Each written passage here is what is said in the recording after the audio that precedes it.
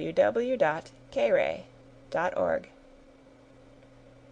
The Spy by James Fenimore Cooper. Chapter 2.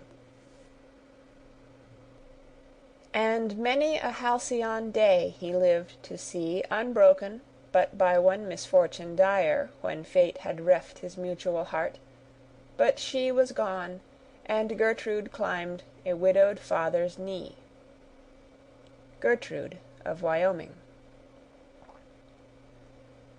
The father of Mr. Wharton was a native of England, and of a family whose parliamentary interest had enabled them to provide for a younger son in the colony of New York. The young man, like hundreds of others in this situation, had settled permanently in the country. He married, and the sole issue of his connection had been sent early in life to receive the benefits of the English schools. After taking his degrees at one of the universities of the mother country, the youth had been suffered to acquire a knowledge of life with the advantages of European society. But the death of his father recalled him, after passing 2 years in this manner, to the possession of an honourable name and a very ample estate. It was much the fashion of that day to place the youth of certain families in the army and navy of England, as the regular stepping-stones to preferment. Most of the higher offices in the colonies were filled by men who had made arms their profession, and it was even no uncommon sight to see a veteran warrior laying aside the sword to assume the ermine on the benches of the highest judicial authority.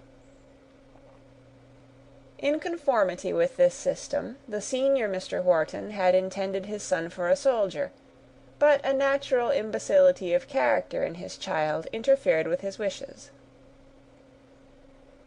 A 12-month had been spent by the young man in weighing the comparative advantages of the different classes of troops, when the death of his father occurred. The ease of his situation, and the attentions lavished upon a youth in the actual enjoyment of one of the largest estates in the colonies, interfered greatly with his ambitious projects. Love decided the matter, and Mr. Wharton, in becoming a husband, ceased to think of becoming a soldier. For many years he continued happy in his family, and sufficiently respected by his countrymen as a man of integrity and consequence, when all his enjoyments vanished, as it were, at a blow. His only son, the youth introduced in the preceding chapter, had entered the army, and had arrived in his native country, but a short time before the commencement of hostilities, with the reinforcements the ministry had thought it prudent to throw into the disaffected parts of North America. His daughters were just growing into life, and their education required all the advantages the city could afford. His wife had been for some years in declining health, and had barely time to fold her son to her bosom and rejoice in the reunion of her family, before the Revolution burst forth in a continued blaze from Georgia to Massachusetts. The shock was too much for the feeble condition of the mother, who saw her child called to the field of combat against the members of her own family in the South, and she sank under the blow. There was no part of the continent where the manners of England and its aristocratical notions of blood and alliances prevailed with more force than in a certain circle immediately around the metropolis of New York. The customs of the early Dutch inhabitants had, indeed, blended in some measures with the English manners, but still the latter prevailed. This attachment to Great Britain was increased by the frequent intermarriages of the officers of the mother country with the wealthier and most powerful families of the vicinity, until at the commencement of hostilities their united influence had very nearly thrown the colony into the scale on the side of the crown. A few, however, of the leading families espoused the cause of the people, and a sufficient stand was made against the efforts of the ministerial party to organize, and aided by the army of the Confederation, to maintain an independent republican form of government. The city of New York and the adjacent territory were alone exempted from the rule of the new Commonwealth, while the royal authority extended no further than its dignity could be supported by the presence of an army.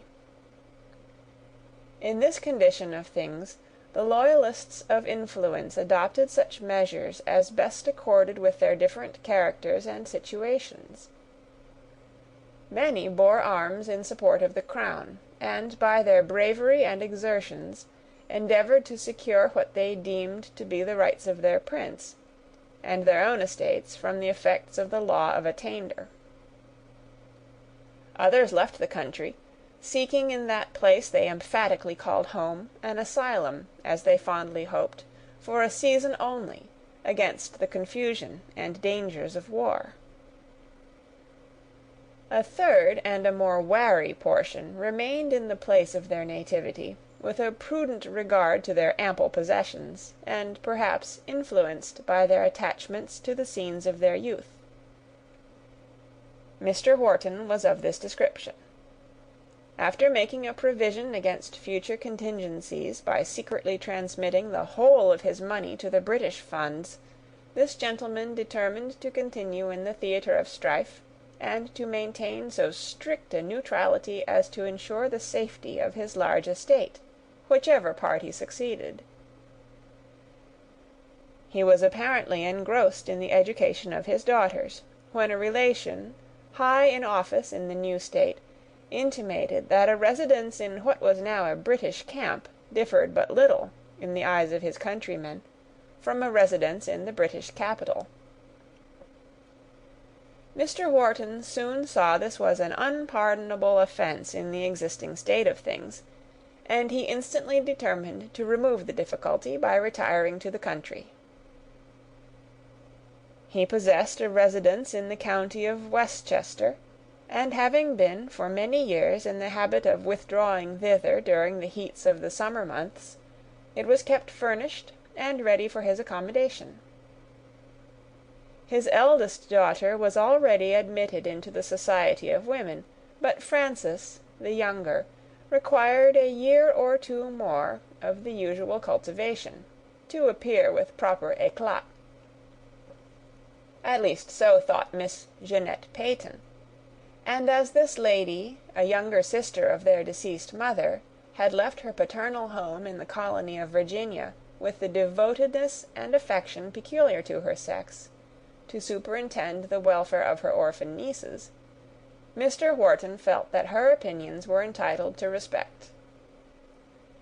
In conformity to her advice, therefore, the feelings of the parent were made to yield to the welfare of his children.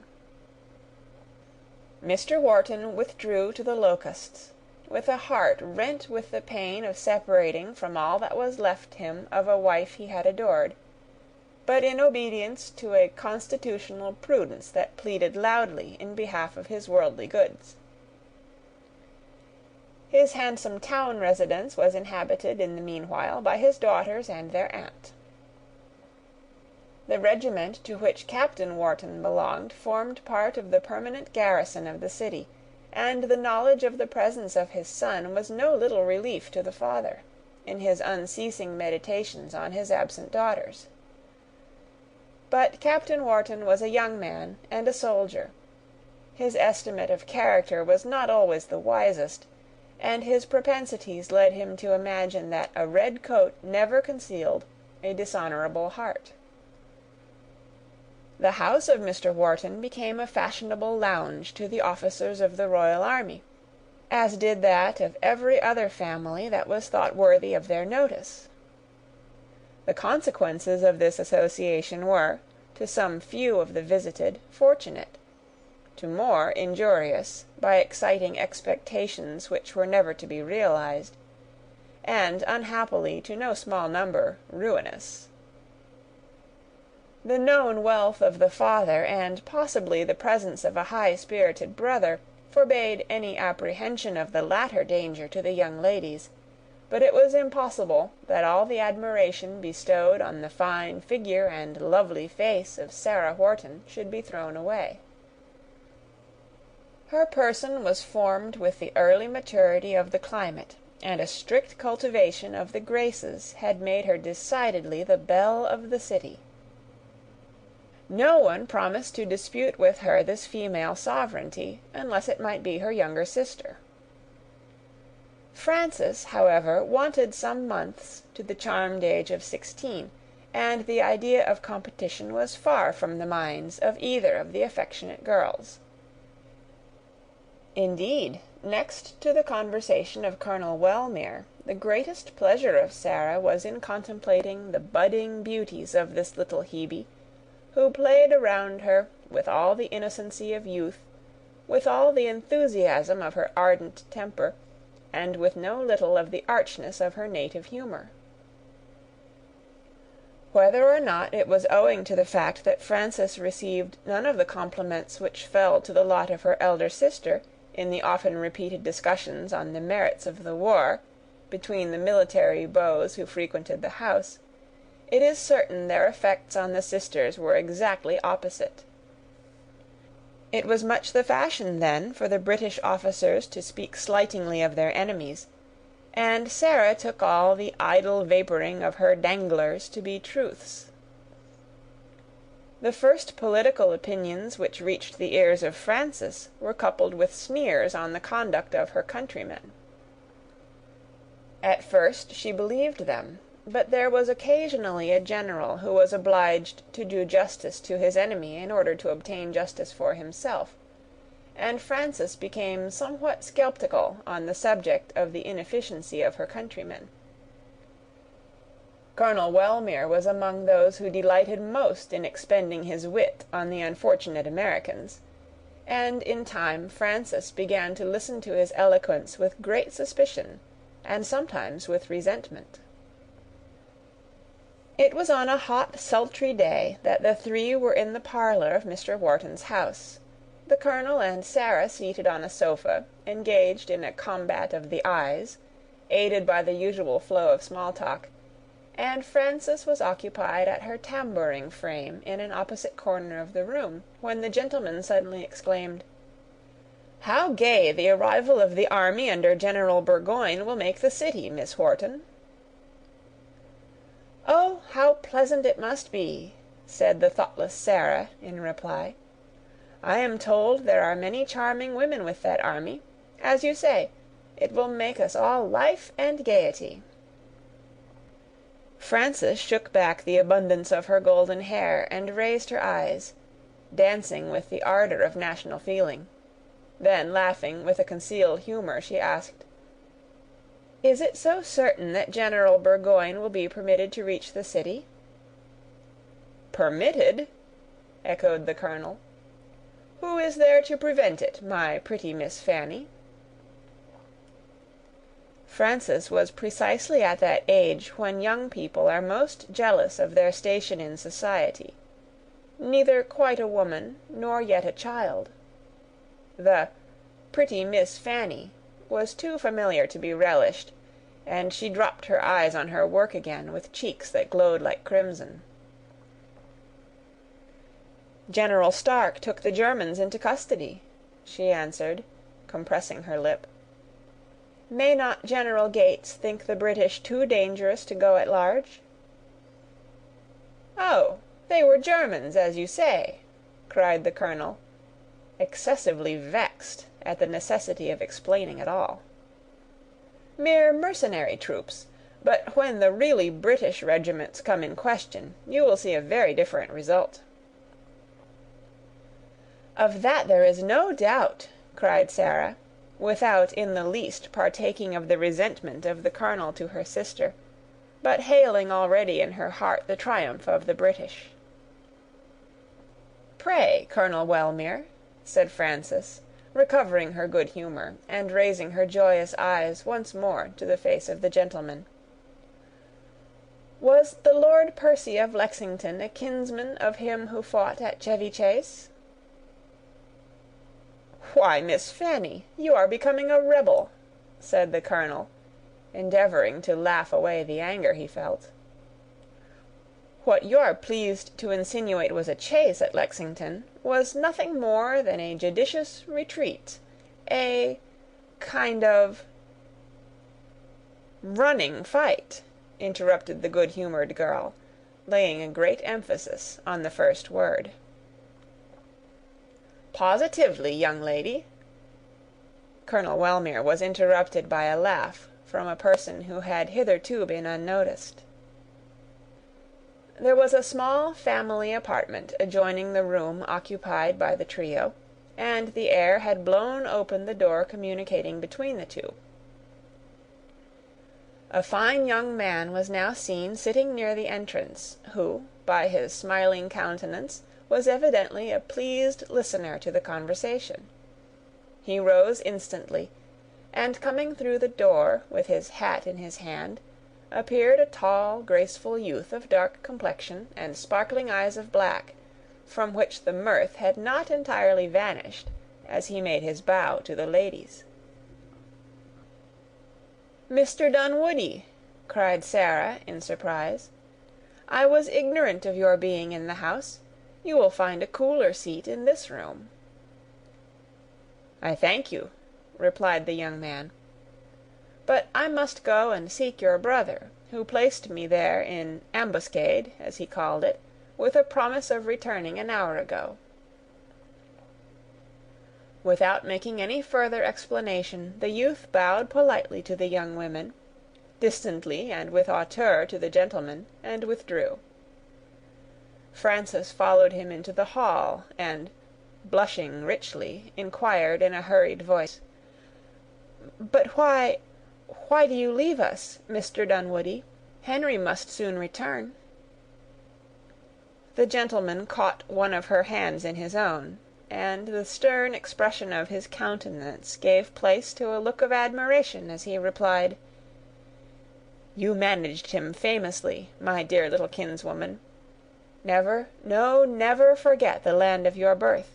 Remember, if you are the granddaughter of an Englishman, you are also the granddaughter of a Peyton." "Oh," returned the laughing girl, "it would be difficult to forget that, with the constant lectures on genealogy before us, with which we are favored by Aunt Jeanette. But why do you go?" "I am on the wing for Virginia, and have much to do." He pressed her hand as he spoke, and, looking back while in the act of closing the door, exclaimed, "Be true to your country. Be American." The ardent girl kissed her hand to him as he retired, and then instantly applying it with its beautiful fellow to her burning cheeks, ran into her own apartment to hide her confusion. Between the open sarcasm of Frances and the ill-concealed disdain of the young man, Colonel Wellmere had felt himself placed in an awkward predicament; but ashamed to resent such trifles in the presence of his mistress, he satisfied himself with observing, superciliously, as Dunwoodie left the room, "Quite a liberty for a youth in his situation. A shop-boy with a bundle, I fancy." The idea of picturing the graceful Peyton Dunwoodie as a shop-boy could never enter the mind of Sarah, and she looked around her in surprise, when the colonel continued, "This Mr. Dunwoodie?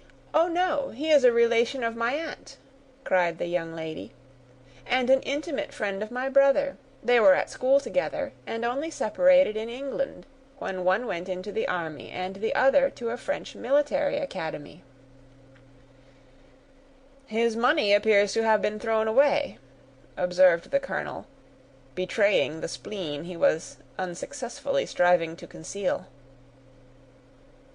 "We ought to hope so," added Sarah with a smile, "for it is said he intends joining the rebel army.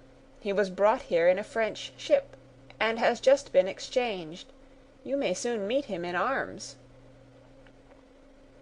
"Well, let him. I wish Washington plenty of such heroes." And he turned to a more pleasant subject by changing the discourse to themselves. A few weeks after this scene occurred, the army of Burgoyne laid down their arms. Mr. Wharton, beginning to think the result of the contest doubtful, resolved to conciliate his countrymen and gratify himself by calling his daughters into his own abode. Miss Peyton consented to be their companion, and from that time until the period at which we commenced our narrative, they had formed one family. Whenever the main army made any movements, Captain Wharton had, of course, accompanied it, and once or twice, under the protection of strong parties, acting in the neighbourhood of the Locusts, he had enjoyed rapid and stolen interviews with his friends. A 12-month had, however, passed without his seeing them, and the impatient Henry had adopted the disguise we have mentioned, and unfortunately arrived on the very evening that an unknown and rather suspicious guest was an inmate of the house, which seldom contained any other than its regular inhabitants. "But do you think he suspects me?" asked the captain, with anxiety, after pausing to listen to Caesar's opinion of the Skinners. "How should he?" cried Sarah, "when your sisters and father could not penetrate your disguise?" "There is something mysterious in his manner. His looks are too prying for an indifferent observer," continued young Wharton thoughtfully, "and his face seems familiar to me. The recent fate of André has created much irritation on both sides. Sir Henry threatens retaliation for his death, and Washington is as firm as if half the world were at his command. The rebels would think me a fit subject for their plans just now, should I be so unlucky as to fall into their hands." "But, my son," cried his father, in great alarm, "you are not a spy. You are not within the that is, the American lines. There is nothing here to spy." "That might be disputed," rejoined the young man, musing. "Their pickets were as low as the White Plains, when I passed through in disguise. It is true my purposes are innocent, but how is it to appear? My visit to you would seem a cloak to other designs. Remember, sir, the treatment you received not a year since, for sending me a supply of fruit for the winter." "That proceeded from the misrepresentations of my kind neighbours," said Mr. Wharton, "who hoped, by getting my estate confiscated, to purchase good farms at low prices. Peyton Dunwoodie, however, soon obtained our discharge. We were detained but a month." "We!" repeated the son, in amazement. "Did they take my sisters also? Fanny, you wrote me nothing of this."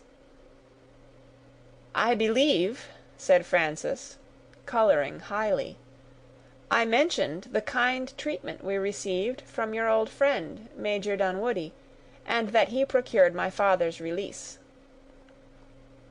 "True; but were you with him in the rebel camp?" "Yes," said the father, kindly. "Fanny would not suffer me to go alone.